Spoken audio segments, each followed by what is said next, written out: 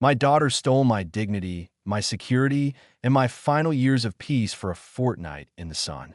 When she returned and stood before the refrigerator, the color drained from her face until she looked like a ghost haunting my kitchen. This is a true story. She thought she had left me with nothing but empty shelves and a hollow stomach, expecting me to crawl to her on my knees, begging for a crust of bread. But while she was away, I found the secret she had buried in the shadows of her room. A plan so cold it made the Maine winter feel like a summer breeze. Subscribe to the channel and tell me in the comments where you're listening from. It was a red folder, a manifesto of betrayal that sought to erase me from my own life. If you think the sight inside the refrigerator was enough to break her, wait until I reveal what was hidden in the pages of that folder. The scream echoed through the house at precisely 12:47 in the afternoon. It was a Thursday in late November, the kind of day where the sky is the color of wet slate and the air smells like impending snow. That sound sliced through the silence of my home like a dull saw blade through knotted oak. I didn't flinch. I didn't even look up from my tea. I had been waiting for that exact frequency of terror for 14 days. Sienna had stormed through the front door only 3 minutes earlier. She didn't knock. She never does. She dragged two massive, hardshell suitcases behind her, the kind with gold-plated zippers and designer logos that probably cost more than my entire quarterly pension. The rollers clicked against the wide-plank maple floors I had hand-sanded 40 years ago, a sound that felt like a violation. Her skin was the deep, artificial bronze of someone who had spent 2 weeks under a Caribbean sun while I was counting the individual grains of rice left in my pantry. She looked expensive. Her hair was tossed in effortless waves, and her white silk blouse probably cost what I used to earn in a month of custom cabinetry work. God, that flight was an absolute nightmare, she announced to the empty hallway, letting her suitcases slam against the antique wainscoting. They ran out of the chilled lobster salad in first class. Can you actually believe that? I paid $6,000 for a seat, and they expect me to eat lukewarm chicken. I sat at the small breakfast nook, a cup of Darjeeling cooling between my palms. The porcelain was a remnant of a set my late wife, Clara, had cherished, one of the few things I hadn't yet been forced to sell. I took a slow, measured sip and said nothing. I just watched her. She kicked off her heels, Italian leather with those signature crimson soles, and padded into the kitchen. She didn't look at me. Her eyes were glued to her phone, her thumb flicking across the screen with a manic energy. "I'm absolutely famished, Dad," she sighed, her voice thick with the entitlement of the pampered. "Please tell me you've made something decent. I've been eating 5-star resort food for 2 weeks, and my palate just needs something rustic, something real." I set my cup down. The sound of the saucer hitting the wood was the only punctuation in the room. "Welcome home, Sienna," I said. My voice was steady, like a plumb line. She glanced up, looking startled for a fleeting second, as if she were surprised the furniture had started talking back to her. "All right. Hey, look, let's do lunch first. Then I'll tell you all about the yacht party in St. Bart's." It was insane. She waved her phone vaguely toward my face. "I think you'll find exactly what you deserve in the refrigerator," I said, gesturing toward the old stainless steel unit humming in the corner. "Help yourself." She was already moving. She yanked the door open with the sharp impatience of a woman who had spent 14 days having every whim catered to by staff in white gloves. Then came the scream. It wasn't a movie scream. Those are practiced. This was the sound of a mind fracturing. It was high, thin, and sharp, like a glass vase shattering on a stone floor. It was the sound a human makes when reality stops making sense. Sienna stumbled backward, her hand flying to her throat. Her phone slipped from her fingers, clattering onto the hardwood, the screen spider webbing instantly. She looked like she was choking on the very air of the kitchen. "What?" she wheezed. "What is this? What did you do?" "I see you found the centerpiece," I said, taking another calm sip of my tea. My heart wasn't racing. For the first time in years, I felt completely still. Her head whipped toward me, her eyes bulging. Her face, so tan and glowing just moments ago, was turning a sickly shade of gray beneath the bronzer. "Dad, how? Where did you couldn't have." I folded my hands on the table, the way I used to when I was teaching an apprentice how to respect the grain of the wood. You don't rush the process. You let the silence do the heavy lifting. Before you start asking for explanations, I said, my voice dropping an octave, you need to understand the gravity of what you've done. You need to look at what you've been planning behind my back. I know about the red folder, Sienna. I know about the conspiracy to turn my life into a footnote. She was still staring into the open refrigerator, the cold light spilling out over her expensive clothes. She looked small. For the first time in her life, she looked like she was realized the floor beneath her was rotting. I didn't mean, she began, her voice trembling. Sit down, I said. I didn't shout. I didn't have to. The authority of a father who has finally seen the truth is a heavy thing. She sat. I let the moment stretch out, long and thin like a wire being pulled to its breaking point. I watched her eyes dart between the refrigerator's interior and my face, her mind desperately trying to construct a lie that could cover a hole this deep. You need to know exactly what happened while you were away, I said slowly. You need to know what it feels like to be hungry in a house you built with your own sweat. You need to know what I found when I went looking for the money you stole. She opened her mouth to protest, to offer one of her polished excuses, but I raised a single finger, a carpenter's finger, scarred and calloused from 50 years of holding things together. She went silent. It started 14 days ago. I began, leaning back into the shadows of the nook.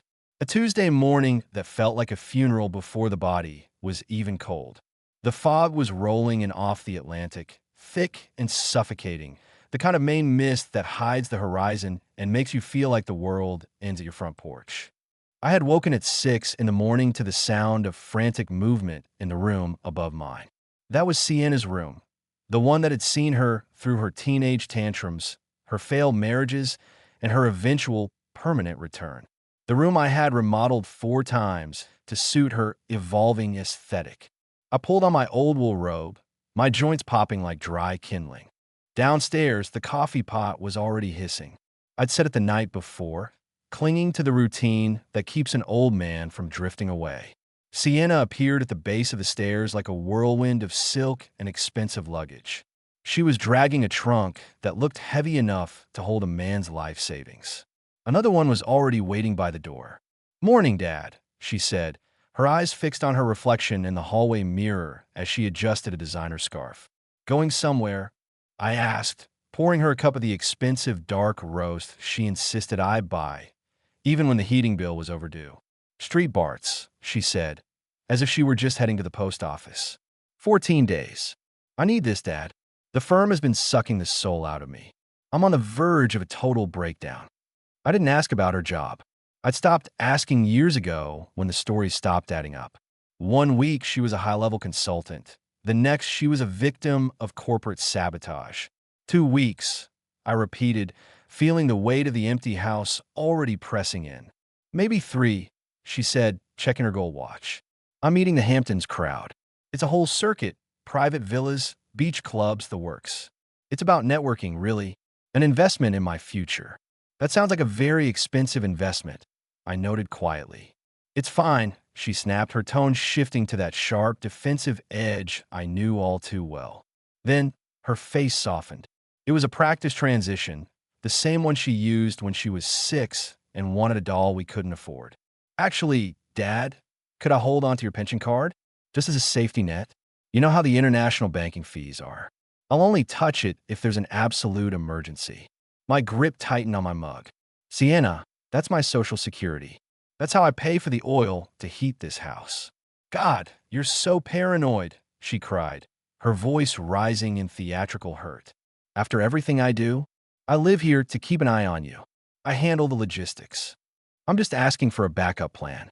Don't you trust your own daughter?" I looked at her, really looked at her, and saw the girl I had raised, but the eyes were different.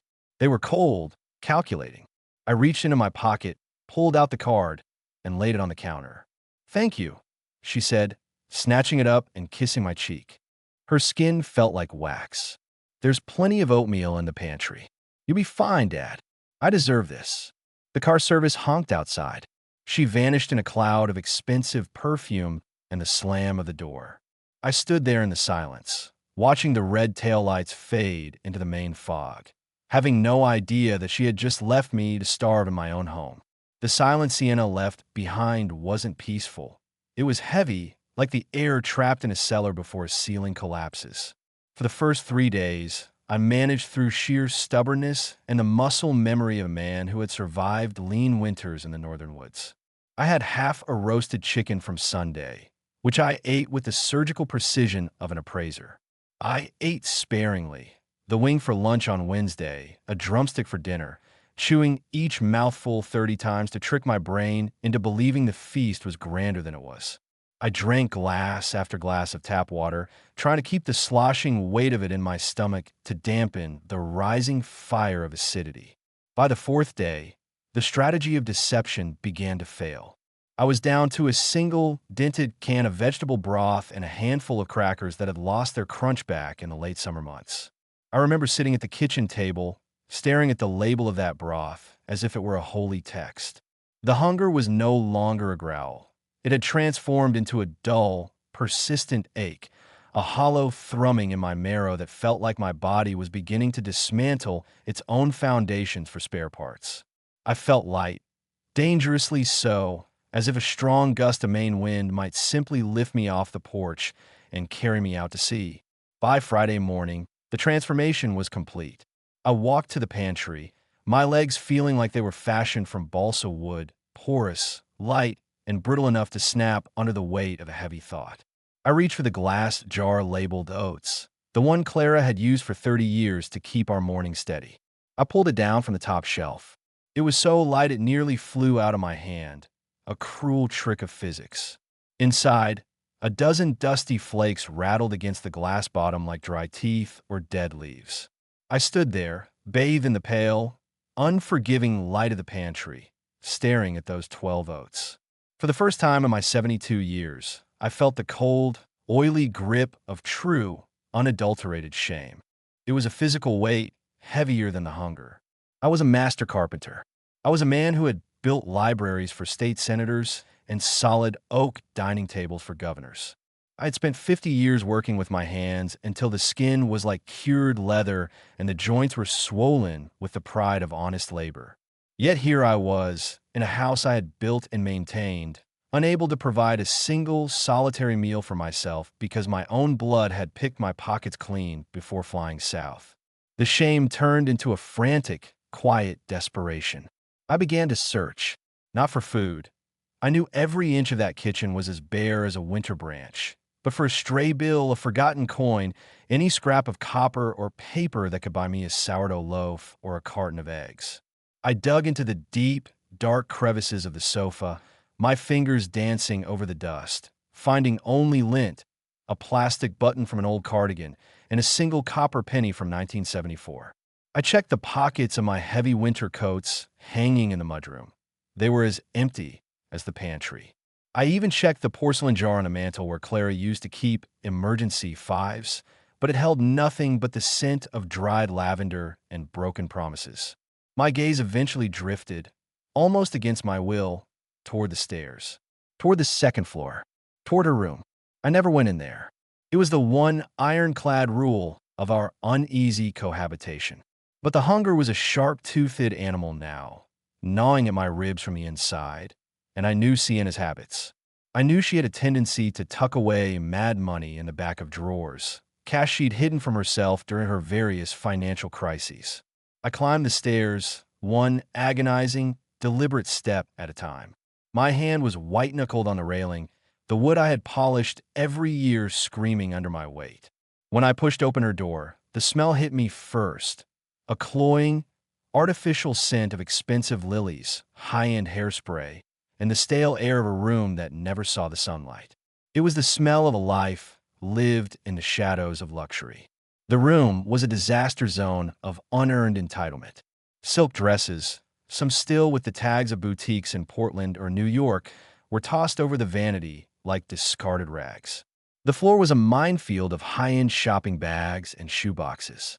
I felt like a trespasser, a ghost haunting my own hallways, a man reduced to scavenging in the wake of his daughter's excess. I checked her nightstand. Nothing but empty jewelry boxes and half-used tubes of hand cream that cost more than my weekly grocery budget used to be. Then my eyes caught the wastebasket. It was a small, wire mesh thing, overflowing with crumpled receipts, discarded tissues, and glossy magazines. Tucked into the side, wedged deep as if someone had tried to hide it beneath a pile of cosmetic advertisements, was a tightly balled piece of heavy, cream-colored stationery. I picked it up. My hands were shaking, not from the cold, but from a sudden, cold premonition. I smoothed the paper out on her desk, my fingers tracing the embossed logo at the top. It was a reservation confirmation for the Bellagio Resort and Casino in Las Vegas. I read the numbers over and over, my vision blurring and then snapping into a sharp, painful focus. $7,800. That was the total. It wasn't just a room. It was a diamond suite upgrade, daily signature spa treatments, and a VIP table at a private cabaret show. $7,800. Nearly 4 months of my combined pension and Social Security payments vanished into the neon lights of the desert. The math was a physical blow to the stomach. While I was rationing crackers and staring at 12 dusty oats, she was booking volcanic mud wraps and ordering 24-hour room service on my dime. While I was wondering if I could afford to turn the main heating oil on for a single hour to take the chill out of my bones, she was networking at a blackjack table with champagne in her hand. The betrayal wasn't a sudden snap, I realized. It was a slow, agonizing rot that I had ignored for years, hoping that if I provided enough, she would eventually grow a soul. I looked around the room, really looking this time, seeing through the mess to the bones of the house. Beyond her clutter, I saw the legacy I had maintained for her. The mahogany dresser I'd built with hand-cut dovetails when she was 5 years old. The hand-woven Persian rug in the hallway that Clara and I had saved for 2 entire years to buy, skipping movies and dinners out just to have one piece of true beauty under our feet. It was a museum of my sacrifices, and she was treating it like a landfill. She viewed me as nothing more than an automated teller machine with a heartbeat, a relic that existed only to fuel her next investment in herself. I thought of my workshop in the basement, my sanctuary, the one place in this world where I felt like the master of my own fate. The tools there weren't just cold steel and seasoned wood. They were my autobiography. My father's hand plane, the one he used to build my first crib. My grandfather's chisels, forged in a time when things were built to last a century. The heavy-duty router I'd bought with the first major commission I ever received back in 1984. Those tools were worth a king's ransom to the right collector. But to me, they were my very soul, the physical manifestation of every hour I had spent being useful. I folded the Bellagio receipt with practice care and tucked it into my shirt pocket, right over my heart. The sharp, starched edge of the paper poked through the thin fabric, a constant, stinging reminder of the price of my blindness. I spent 40 years building things for you, Sienna, I whispered to the empty, scented room. 40 years of making sure the joints were tight and the finish was smooth. Maybe it's time I saw what happens when the carpenter finally stops holding the house together. I walked back downstairs, my movement steadier now, the balsa wood feeling in my legs replaced by the rigidity of a hardened oak beam. The hunger was still there, a dull roar in my gut, but it had been joined by a cold, crystalline anger that acted as a different, more potent kind of fuel. It cleared my head better than any meal could have. I went to the stack of newspapers by my armchair. Sienna always called them fire hazards and old man clutter, constantly badgering me to throw them out so she could replace the space with a minimalist glass table. But I liked the weight of them, the tactile reality of the world. I flipped through the back pages of the local Maine Gazette, past the weather reports and the local sports, until I found a classified section I had glanced at 1,000 times but never dared to call. Sullivan's Fine Antiques and Estate Liquidators. Honest appraisals. Immediate cash for collections of merit. I had circled it weeks ago during a particularly dark Tuesday when the electric bill arrived with a final notice stamp, but I hadn't called. I hadn't been ready to liquidate my history. I hadn't been ready to admit that the house Clara and I built was becoming a mausoleum.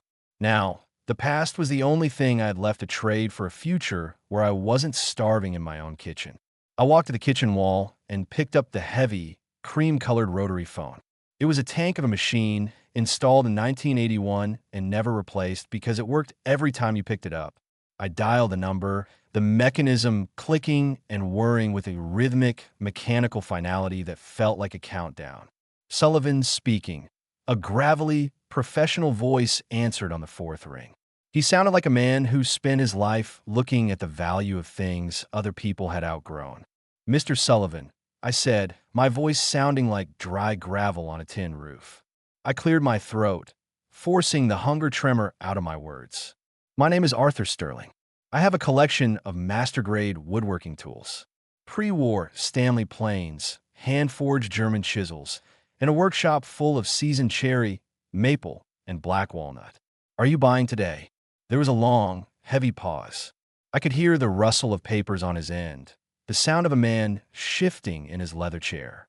"Mr. Sterling, those types of tools are becoming unicorns in this market. Most people treat them like junk and let them rust in garages. If they're in the condition you're implying, if they've been maintained by a professional, I'm very interested. When can I see the inventory?" "Tomorrow morning. 8 o'clock sharp," I said. "And bring a notary with you. Marcus. I want every transaction documented, every bill of sale witnessed and sealed. I'm clearing out the house, and I want the paper trail to be as solid as a foundation stone." "The whole house?" he asked, his voice softening with a touch of genuine concern. "That's a monumental step for a man, Arthur. Usually, that's something families do together after someone has passed on." "I've spent too long living in a museum, Marcus," I replied, looking at the empty space on the wall where a family photo used to hang. "It's time to move the exhibits before the roof falls in. 8 o'clock. Don't be late." I hung up the receiver and felt a strange, terrifying lightness. I walked toward the basement door. It groaned on its hinges, a sound I usually fixed with a drop of oil the moment I heard it, but tonight I let it scream. I flipped the light switch, and the overhead fluorescent bulbs flickered and hummed to life, illuminating the sanctuary where I had spent 10,000 hours. The smell of sawdust and linseed oil rose to meet me, the most honest smell in the world. I walked to the pegboard and ran my hand over my grandfather's smoothing plane. It was a beautiful piece of engineering from 1908. The rosewood handle was worn perfectly to the shape of a human hand, his hand first, then my father's, and for 30 years mine. It was a handoff of legacy that I had intended to pass to a grandson I would never have. "I'm sorry," I whispered to the empty, quiet workshop, "but a man has to eat." The next morning, at exactly 8 o'clock, a black SUV pulled into my gravel driveway, its tires crunching on the frost. A man in his late 50s stepped out, Marcus Sullivan.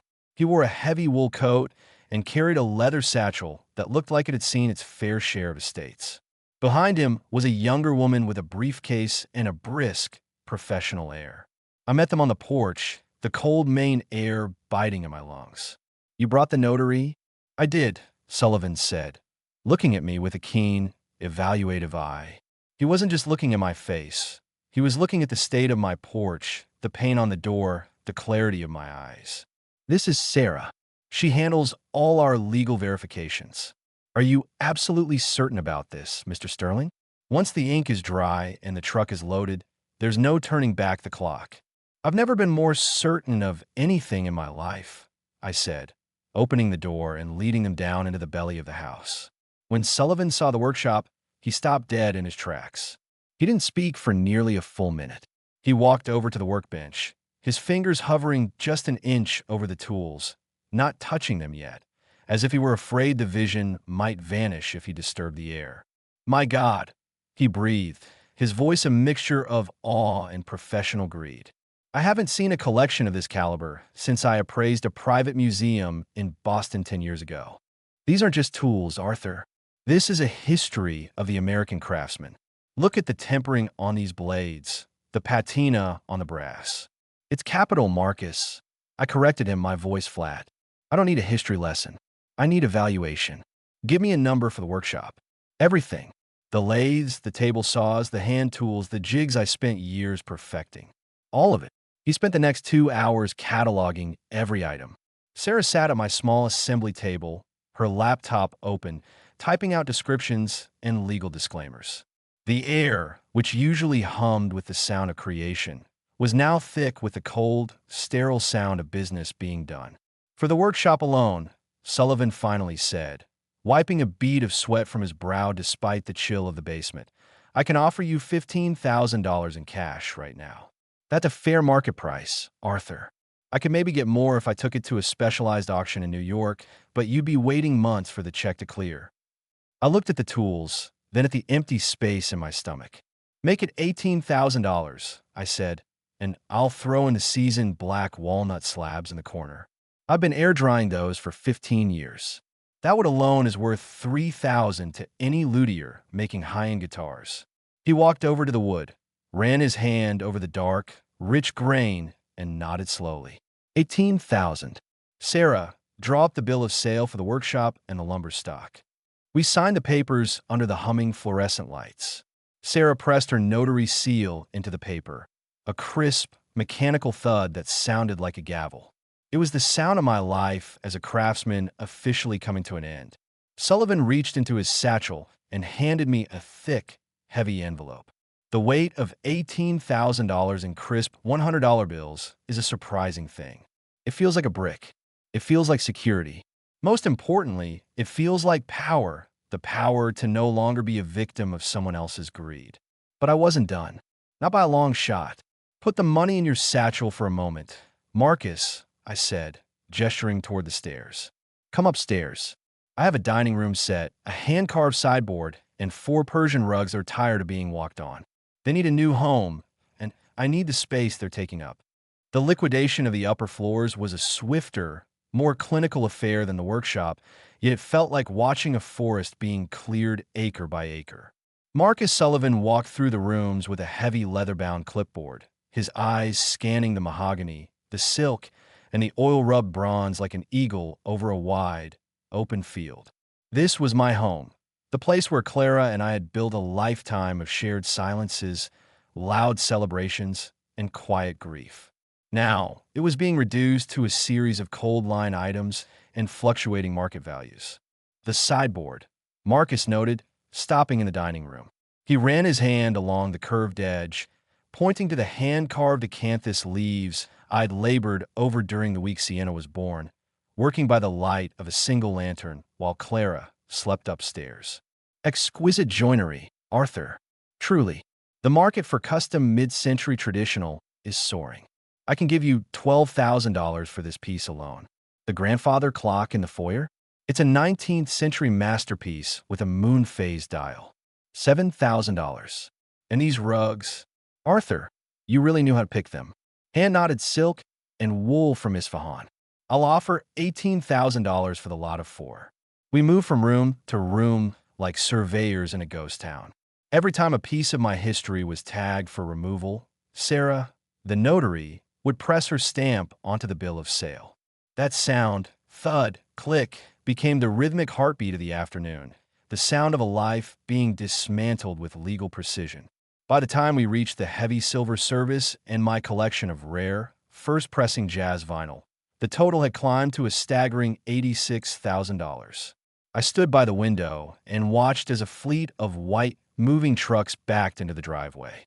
The men were quiet professionals, wrapping my life in thick gray industrial blankets and securing the memories with rolls of clear, screeching tape. As they carried the sofas and the armchairs out, the walls of the house started to look taller, more imposing.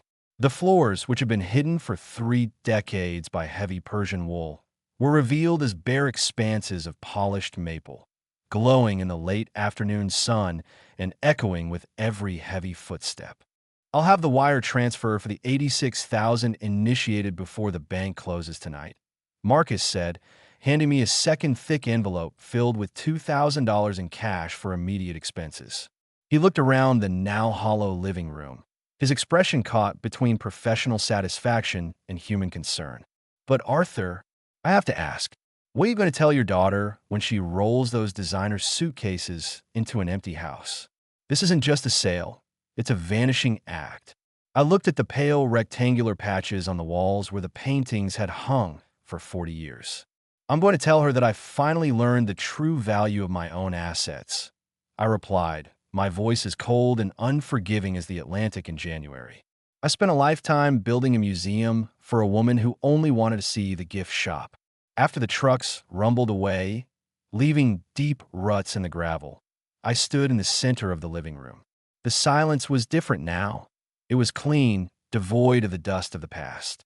There were no more ghosts of Clara to see in the corner of my eye, no more museum exhibits to polish and protect.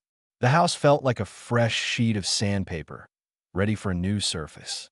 But there was one room left to clear, the one room that held a rot. Sienna's room. I returned to her sanctuary of chaos. Now that the gnawing hunger in my gut had been replaced by a roast beef deli sandwich I'd bought with a crisp $100 bill, I had the clarity and the energy to be thorough. I didn't just want her gone. I wanted to understand the depth of the betrayal. I began pulling her silk dresses from the vanity, planning to box them up for a local women's shelter. That's when I noticed the third drawer of her desk. I hadn't opened it fully the day before during my frantic search for cash. At the very back, wedged tightly behind a stack of old-fashioned magazines and empty perfume boxes, was a thick, red plastic folder. It was pristine, shiny, and oddly formal, unlike the rest of the mess in the room. I pulled it out and sat down on the floor, which was now the only place left to sit in the entire house. I opened the folder, and for a moment, the world simply stopped spinning. It was as if I had looked into the heart of a storm and seen my own name written in the lightning. Discovery 1, the facility brochure. The first thing that fell out was a glossy, high-color pamphlet for a place called Gray Oaks Managed Living. It featured a photo of a sterile, 3-story brick building surrounded by a high chain-link fence topped with subtle security wire. On the inside, someone had used a thick red marker to circle the specialized memory care wing. The monthly cost for a private room was listed as $4,500, but a handwritten note in Sienna's looping, elegant script was scrawled across the bottom. Medicaid bed available, if declared incompetent. House sale covers the gap for the first year. Remainder is pure profit. Discovery 2, the power of attorney. Below the brochure was a stack of heavy legal bond paper. It was a general power of attorney, drafted by a local cut-rate law firm, but not yet signed. It granted Sienna Sterling absolute, unconditional authority over all real estate, bank accounts, and medical decisions for one Arthur Sterling. Attached to the front was a neon yellow sticky note. Appointment with Dr. Miller, November 15th. Discuss confusion, episodes of wandering, and safety concerns. Get the referral for the evaluation. Discovery 3, the master calendar.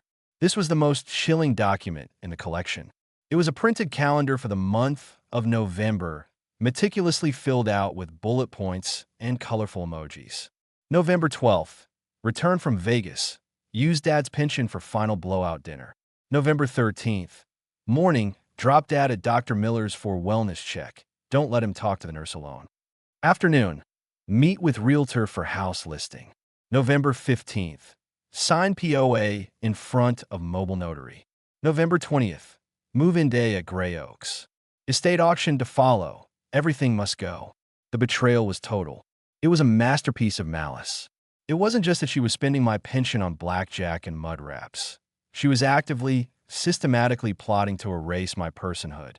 She had scheduled my insanity like she was booking a hair appointment.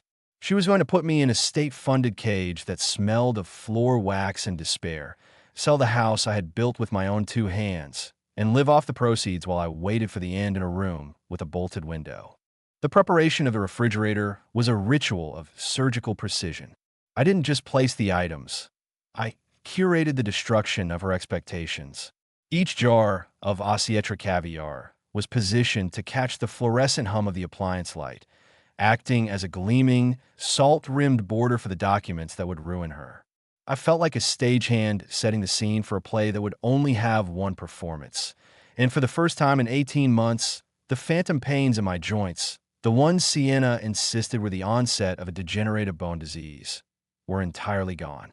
They had been psychological anchors, weights she had tied to my spirit, and I had cut the ropes. As I worked, the silence of the house didn't feel like the silence of a grave anymore. It felt like the silence of a courtroom before the judge enters. I looked at the bare maple floors, the pale rectangles on the walls where portraits of her childhood used to hang, and I realized that she had done me a favor. By stripping the house of its physical history, she had removed the sentimental clutter that might have made my hand hesitate. There were no photos of her as a toddler to make me feel guilty. There were no heirlooms to remind me of her mother's smile. There was only the wood, the bone of the house, and the truth of the man standing within it. I checked the clock. 12:15 p.m. Thomas Thorne had called earlier to confirm that the secondary accounts, the one Sienna hadn't yet discovered, were locked tight behind a digital wall she couldn't scale. He had also confirmed that Marcus Sullivan, her pet doctor, had been served with a private notice of intent to sue. The man was likely scrubbing his hard drives at this very moment, but it was too late. The red folder held the receipts. I moved the aluminum camp chair into the corner of the kitchen, positioned in the deep shadow where the pantry used to be. From here, I was invisible to anyone entering from the foyer, but I had a perfect view of the refrigerator, the altar of her greed. I sat down, the thin metal legs of the chair biting into the floor, and I waited. I didn't check my phone. I didn't read. A carpenter knows how to wait for glue to dry, for wood to settle, for the right moment to strike. When the sound of her car finally crunched on the gravel outside, I didn't flinch. I heard the engine cut out, the expensive, purring hum of a vehicle I had paid for as a get-well gift to myself that she had promptly commandeered. I heard the car door thud shut with that heavy, German-engineered vacuum seal. And then the front door. The sound of her heels and the suitcases was rhythmic, a percussive march of arrogance. Click-clack, thud, click-clack, thud. She was moving fast, likely hurried by the excitement of seeing how much further I had declined in her absence. She probably expected to find me slumped in a corner, perhaps soiled, certainly broken. I heard her on the phone, her voice carrying that sharp, nasal quality she adopted when she was performing for her inner circle. Honestly, Chloe, the humidity in Vegas was a nightmare, but the flight back was worse. Some woman with a crying infant in first class. Can you imagine the nerve? Anyway, I'm home now. I have to check on the project. God knows if he even remembered to drink the meal replacements I left. It's like caring for a very expensive, very senile toddler. She laughed. It was a cold, brittle sound that echoed through the empty hallway, bouncing off the wall she had stripped bare. The sound of that laugh was the final nail in the coffin of my mercy. She entered the kitchen with the flair of a woman who owned the world. She didn't look toward the shadows. Her eyes were fixed on the kitchen island, perhaps looking for the mail or her next target. When she saw the room was entirely empty of furniture, she paused for a fraction of a second, but I could practically see her rationalizing it. He must have sold the rest while I was gone. Good. Less for me to move later. She dropped her designer handbag onto the counter, the only surface left, and walked toward the refrigerator. She was thirsty, or perhaps she just wanted to see if the tonics were gone. She grabbed the handle with that practiced, effortless greed. The scream she let out when she saw the red folder was a visceral, jagged thing. It wasn't just a sound of fear. It was the sound of a predator realizing the cage door had just locked from the outside. I see you found the conspiracy, Sienna, I said, standing up. The scrape of my chair was the only sound in the world. She spun around, her face a horrific palette of white and gray. The phone she had been holding slipped from her fingers, clattering onto the floor. The voice of her friend, Chloe, still tinny and confused from the speaker. "Dad," she gasped. She looked at me, really looked at me, and saw that I was standing straight. She saw that my eyes were clear. She saw that this senile toddler had been replaced by the man who had built a multi-million-dollar business from a pile of sawdust and a dream. You're standing," she whispered. It was an accusation, not a question. I said, stepping into the light. "And I'm thinking, and I'm remembering, which I imagine is quite a problem for your project. Would you like a glass of that Krug, Sienna? Or perhaps a bit of the gold leaf salmon? It seems a shame to let it go to waste, considering it was bought with the $86,000 you borrowed from the Bellagio account." She looked at the check copy on top of the folder, then back at me. Her mind was a frantic machine, trying to find a lie big enough to cover the hole in her life. Dad, listen, I was going to tell you. Marcus said we needed to diversify. The house, I was just having it cleaned. The furniture is being refurbished. Stop, I said. The word was a hammer blow. The furniture isn't being refurbished. It's in a warehouse in Newark. The house isn't being cleaned. It's being looted. And Marcus Sullivan isn't diversifying my assets. He's committing felony fraud. I walked toward the refrigerator and plucked the red folder from the shelf. I held it up like a piece of tainted lumber. This is a fascinating read, Sienna. Your handwriting has always been so legible. The way you mapped out my decline, the dosages of the sedatives, the timeline for the Medicaid application, the notes on which of my friends to alienate first. It's a masterwork of malice. She took a step back, her back hitting the cold marble counter. You can't prove any of that. It's just notes. I was worried about you. I have 3 independent medical evaluations in my pocket, Sienna, I said, patting my jacket.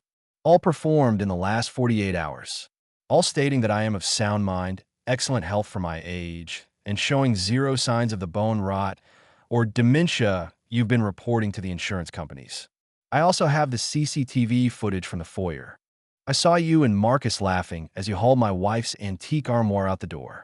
I saw you pouring the tonics down the sink when you thought I wasn't looking, replaced with something a bit more tranquilizing. She looked at the door, her eyes darting like a trapped bird. Don't bother, I said. The locks were changed an hour ago. The code you used to get in was a one-time bypass I set up just for this reception. You're not leaving until we finish our business. I tossed the red folder onto the counter next to her handbag. There are 2 paths out of this kitchen, Sienna. Path 1. I call Thomas Thorne, who is currently sitting in his office with a direct line to the district attorney. We hand over the folder, the bank statements, and the video footage. You'll be processed by morning. Given the scale of the financial exploitation and the premeditated nature of the elder abuse, I'd say you're looking at a minimum of 5 to 7 years. In a state facility, not a boutique retreat. She was shaking now, her breathing coming in ragged gasps. You wouldn't. I'm your daughter. Path 2, I continued, ignoring her plea. You sign the documents I've prepared. You return every cent. You sign over the deed to the property in Aspen you bought with my retirement fund. You sign a full confession that clears my name of the mental incompetency filings you made. And then you walk out that door with your suitcases and you never, ever contact me again. Not for money. Not for a holiday. Not even to tell me I'm dead. I leaned in closer until I could smell the expensive, cloying perfume she wore. The scent of a life she hadn't earned. I'm a carpenter, Sienna. I know when a piece of wood is too rotten to save. I don't try to fix it. I burn it so it doesn't infect the rest of the structure. She looked at the folder, then at me. The hatred in her eyes was pure, undistilled by the fake affection she had been wearing for months. You think you're so righteous, she spat, sitting in this empty house like a king on a throne of nothing. You're just a lonely old man who's going to die in a hollow room. I may be alone, I said, handing her a pen from my pocket, the same pen I used to mark the cuts on my wood. But for the first time in 18 months, I am not a victim. And in a hollow room, the truth echoes much louder. Sign the papers, Sienna, or call your lawyer. But know that Marcus Sullivan has already been served, and he's currently looking for someone to blame. I suggest you decide who that's going to be before he does. She snatched the pen from my hand, her face contorted in a snarl. She signed the documents with a violent, jagged hand, the nib of the pen nearly tearing the paper. When she was done, she threw the pen at my feet. I hope you rot here, she hissed. I've already finished rotting, I said, picking up the signed papers and checking the signatures with a practiced eye. I'm a heartwood now, and heartwood doesn't decay. I stepped aside, gesturing toward the door. She grabbed her suitcases, the wheels screaming against the bare maple as she fled. I followed her at a distance, watching as she scrambled into her car and tore down the gravel driveway, leaving a cloud of dust that settled slowly in the afternoon sun. I walked back into the kitchen. I looked at the refrigerator, still open, the light shining on the expensive food. I reached in, grabbed one of the bottles of champagne, and popped the cork. The sound was a sharp, celebratory crack. I didn't need a glass. I took a long, cold pull of the vintage bubbly, sat back down in my aluminum camp chair, and looked out at the empty, beautiful room. The house was quiet. The rot was gone. And for the first time in a very long time, the carpenter was satisfied with the work. The silence that followed my voice was more than just an absence of sound. It was the sudden, violent vacuum of a life built on a foundation of lies. Sienna didn't turn around immediately. She remained anchored to the refrigerator door, her body rigid, her designer coat casting a long, jagged shadow across the barren floor. I could see the muscles in her neck corded with tension, her breathing coming in shallow, jagged hitches that rattled in the empty room. "Dad?" she whispered, the word barely a breath. It wasn't the warm, melodic dad she used when she wanted a signature on a document or a deposit for a new venture. It was the sound of a child who had just realized the monster under the bed was actually the one sitting in the chair. "You sound surprised, Sienna," I said, taking a slow, deliberate step forward. My footsteps, once muffled by 3-inch thick Persian rugs, now rang out with a sharp, accusatory clarity. "Were you expecting the house to be fuller? Or perhaps you were expecting me to be thinner, paler? Perhaps even unable to stand without the assistance of those green smoothies you so thoughtfully provided?" She finally turned, her face a mask of pale horror. The transition from the high society woman complaining about airport humidity to the cornered animal was instantaneous. Her eyes darted from me to the empty expanse of the kitchen, then back to the open refrigerator where the Bellagio receipt sat atop the $86,000 check, the literal receipt of her betrayal. "The furniture," she stammered, her hands still white-knuckled on the chrome handle. "The house. Arthur, what have you done?" "I've simply aligned my surroundings with the reality of our relationship," I replied, stopping just a few feet from her. The light from the refrigerator spilled out, illuminating the gold leaf salmon and the truffles, a feast for a ghost. Empty, cold, and entirely transactional. "You've been liquidating my life behind my back for 18 months, Sienna. I thought I'd save you the trouble of the heavy lifting and finish the job." She tried to summon the old fire, the indignant flare of nostrils that usually signaled she was about to dominate a conversation. "This is insane. You're having a breakdown. The stress of the illness.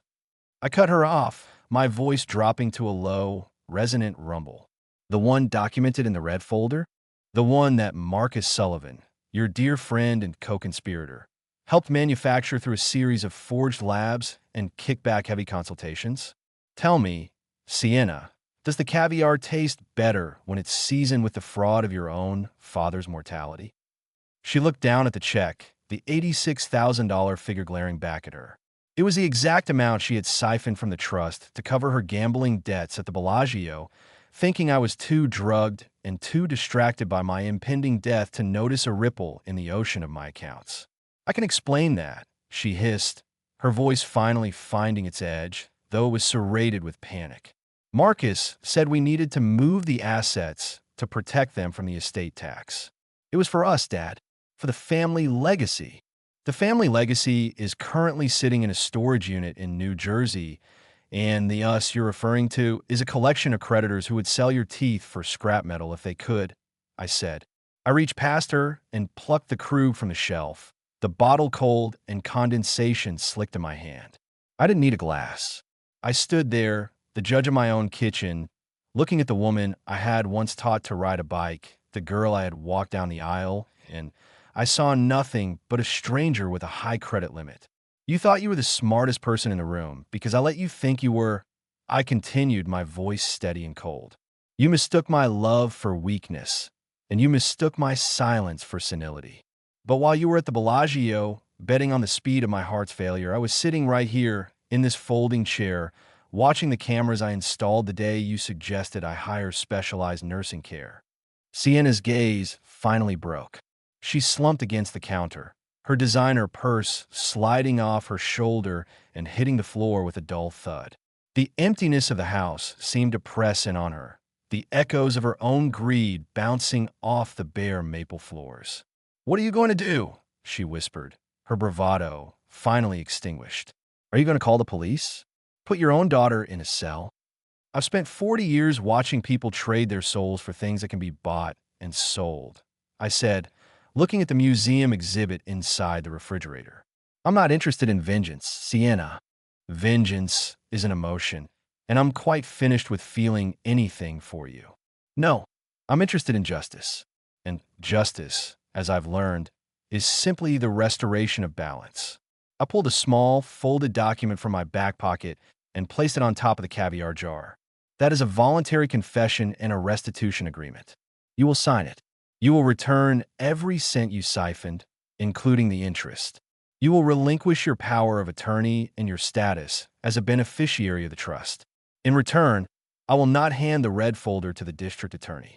I will let you walk out of this house with exactly what you brought into it: your suitcases and your humidity-ruined hair. You're disinheriting me, she gasped, her eyes widening in genuine shock. For Sienna, the loss of the money was a more profound death than the loss of her father. I'm performing an audit, Sienna, and I find your account to be morally bankrupt. She looked at the red folder, then at the empty hallway that led to the room she had already picked clean. She realized then that the disaster of her flight was nothing compared to the wreckage of the life she had tried to steal. I watched her reach for the pen I had placed next to the folder. Her hand was shaking so violently she had to steady it with her other hand. As she signed, the sound of the pen scratching against the paper was the only noise in the four-bedroom house. It was the sound of a legacy being severed. When she was finished, she shoved the folder toward me, her face twisted in a snarl of pure, concentrated hatred. You'll be alone in this tomb, she spat. No one will come for you. Not when you're really dying. You've traded your daughter for a checkbook. I didn't trade you, Sienna, I said, standing tall as she grabbed her suitcases and turned toward the door. I simply stopped paying for a lie. And as for being alone, I'd rather sit in this folding chair in an empty house than share a feast with a thief who's waiting for me to choke. The click-clack of her designer suitcases retreated down the hallway, a rhythmic, fading pulse. The heavy thud of the front door followed, echoing through the rafters like a gavel coming down for the final time. I stood in the kitchen, the light from the refrigerator casting my shadow long and straight across the floor. I reached in, took a single jar of caviar, and walked back to my aluminum camp chair. The house was quiet, the air was still, and for the first time in years, the silence didn't feel like a mask. It felt like a sanctuary. I sat there in the shadows, a 70-year-old man in an empty mansion, and I realized that I had never been more comfortable. Dad, listen to me, she stammered, her voice thin and reedy. That folder, it's not what you think. I was just researching options. I was worried about you. You were forgetting things, and I thought. I forgot nothing, Sienna, I interrupted. My voice was low, vibrating with the resonance of a cello. I didn't forget how you took my pension card while I was starving. I didn't forget how you booked a $7,000 suite in Vegas while I was counting 12 oats in a jar. And I certainly didn't forget that you scheduled my insanity for next Tuesday. I stepped closer, the bare floorboards echoing my resolve. You didn't want a father. You wanted an estate. You wanted a house you could flip and a body you could bury in a state-run facility so you didn't have to look at the clutter of my life anymore. She looked around the empty kitchen, the reality finally sinking in. Where's Mom's china? Where's the sideboard? You had no right to sell those. Those were supposed to be mine. They were mine to give, and they were mine to take back, I said. You treated this house like a tomb, waiting for me to occupy it. So I emptied the tomb. I've turned your inheritance into my freedom. I reached into the refrigerator, pulled out the red folder, and tossed it onto the floor at her feet. It landed with a hollow slap. 1 hour, Sienna. That's the grace period a stranger gets. Since you're my daughter, I'll give you 60 minutes of my time. After that, the locks change. She didn't move. For a moment, I thought she might scream again, or perhaps launch into one of her theatrical fits of weeping. But she saw the look in my eyes, the look of a man who had spent 40 years cutting through hardwood. She realized there was no grain left to manipulate. She turned and fled the kitchen. I heard her upstairs, the sound of drawers being ripped open and hangers clattering.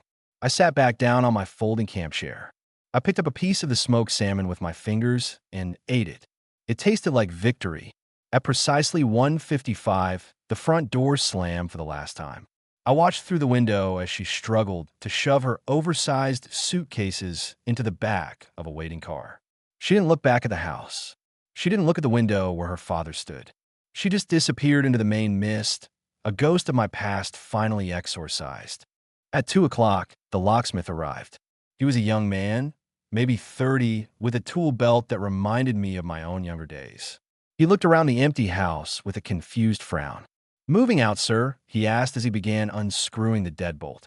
"No," I said, leaning against the doorframe. "Moving in, for the very first time." By sunset, the house was secure. I was alone, but for the first time in a decade, I wasn't lonely. I was unburdened. I walked through the empty rooms, the light of the rising moon stretching across the maple floors. There were no chairs to sit in, no bed to lie on, but I had $80,000 in the bank and a heart that was finally beating for itself. I spent that night sleeping on a bedroll in the middle of the living room. It was the best sleep of my life. The next morning, I didn't go to the hardware store for wood. I went to the travel agent in town. I walked in and sat down across from a woman named Beverly. "Where can I go?" I asked, "where the air is warm, the food is fresh, and nobody knows me as anything other than a man with a future?" She smiled and started typing. "I didn't buy a villa. I didn't buy a luxury suite. I bought a small, two-bedroom cottage on the coast of Portugal, in a village where they still respect the work of a man's hands. I bought a one-way ticket. Before I left, I made one final stop. I went to the Gray Oaks Managed Living Facility, the place Sienna had picked out for me. I walked into the lobby, smelling the bleach and the recycled air. I asked to see the manager. My daughter made an inquiry about a bed for me. I told the woman at the desk. "Arthur Sterling." She checked her computer. "Yes, Mr. Sterling. We have you down for a move-in on the 20th. "Cancel it," I said, handing her a copy of my mental competency certificate and the new will. "And if she shows up here looking for me, tell her I've gone to work on a new project, one where the joinery is built to last." I walked out of that building and never looked back. Now, as I sit on my new porch overlooking the Atlantic, the salt spray on my face feels different than the Maine mist. It feels like a baptism. I have a small workshop here, just a few essential tools I bought from a local craftsman. I don't build libraries for senators anymore. I build birdhouses for the neighborhood children and small benches for the village square. I hear from my lawyer once a month. Sienna tried to contest the sales, tried to claim I was under undue influence. But Marcus Sullivan's documentation was ironclad, and the three doctors' signatures were a wall she couldn't climb. She's living in a cramped apartment now, working a job she hates, finally learning what it feels like to have to earn the bread she eats. Sometimes when the sun sets over the ocean, I think about that red folder. I think about how close I came to being a ghost in a hallway, staring at a flickering television until the lights went out. The lesson I learned isn't about the money. It isn't even about the betrayal. It's about the fact that as long as you have the strength to pick up a tool, even if that tool is just your own voice, you are never truly finished. I am Arthur Sterling. I am 72 years old, and for the first time in my life, I'm exactly where I am supposed to be.